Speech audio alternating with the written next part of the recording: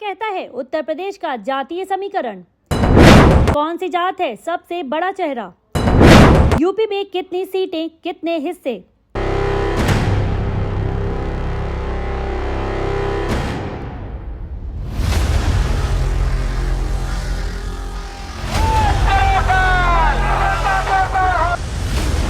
कहा जाता है कि सत्ता का रास्ता उत्तर प्रदेश से होकर निकलता है।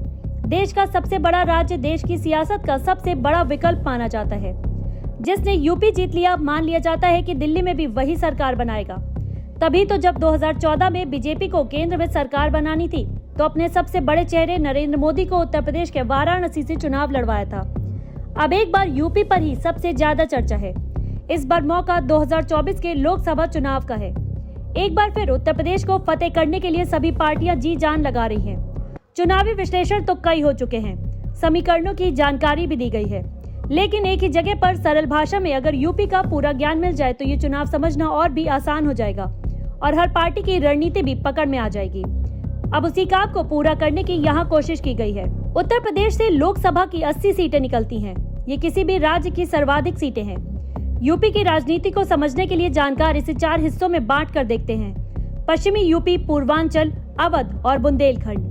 अब इन सभी क्षेत्रों के अपने मुद्दे, अपने समीकरण हैं और अपनी राजनीति भी चलती रहती है। क्या कहता है पश्चिमी यूपी? किसकी होगी जीत? पश्चिमी यूपी की सियासत जाट, मुस्लिम और दलित समाज के जाटव समुदाय के इर्द गिर्द घूमती है। पश्चिमी यूपी की खासियत है कि यहाँ पर इन जातियों का बोलबाला पूरे राज्य के लिहाज में सबसे ज्यादा है। इसे ऐसे समझ सकते हैं कि पूरे यूपी में मुस्लिम मतदाता 20% के करीब हैं। लेकिन बात जब अकेले पश्चिमी यूपी की आती है तो यहाँ ये आंकड़ा बढ़कर 32% तक पहुँच जाता है। इसी तरह पूरे यूपी में जाट समाज 4% के करीब बैठता है, लेकिन पश्चिमी यूपी में इनकी संख्या 17% हो जाती है।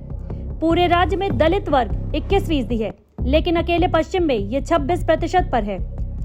यहाँ भी 80% जाटव समुदाय वाले हैं।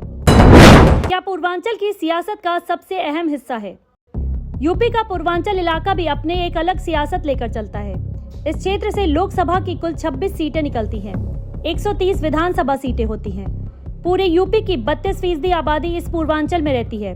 इसे यूपी का पिछड़ा इलाका भी माना जाता है और किसानों की यहाँ निर्णायक भूमिका होती है। लेकिन पिछड़े होने के बावजूद देश को 5 प्रधानमंत्री देने वाला इलाका भी ये पूर्वांचल ही है। इस क्षेत्र में राजभर, निषाद और चौहान जाति का बोलबाला है।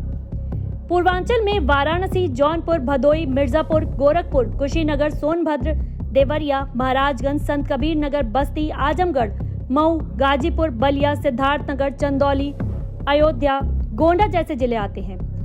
आगे आने वाले एपिसोड में करेंगे खास चेहरों की बात। देखते रहिए AB न्यूज़ इंडिया।